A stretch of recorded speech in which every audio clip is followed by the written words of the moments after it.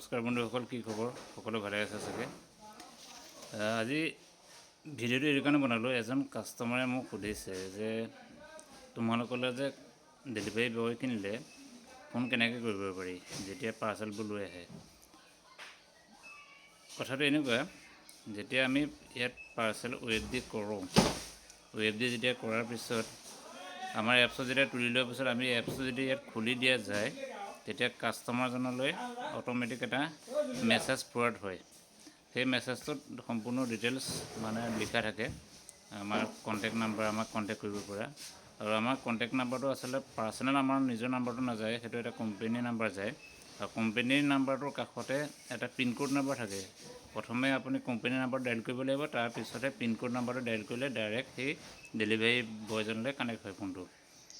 তাকে বহুতে নাজানে, আৰু সেই মেছেজটো এইটো কাৰণেই যায় যাতে আপুনি আগতীয়াকৈ গম পায় যে আপোনাৰ এটা পাৰ্চেল আজি ডেলিভাৰ্ড হ'ব, আপোনাৰ ঘৰত দিবলৈ যাব। সেইটো এটা মেছেজ ফৰৱাৰ্ড হয় আপোনালোকলৈ।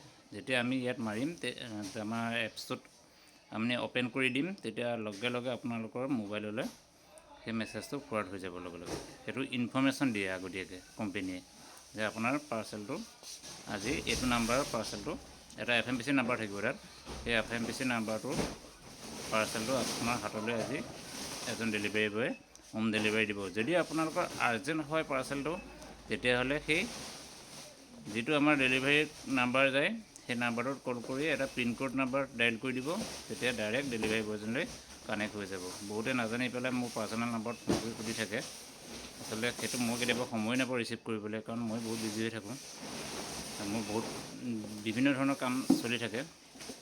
গতিকে সকলোকে মই ভিডিঅ'ৰ দ্বাৰাই বুজাই দিছোঁ, কাইলৈৰ পৰা আপোনালোকে সেইটো কৰিব। ধন্যবাদ ভিডিঅ'টো চোৱাৰ বাবে। শুভৰাত্ৰি।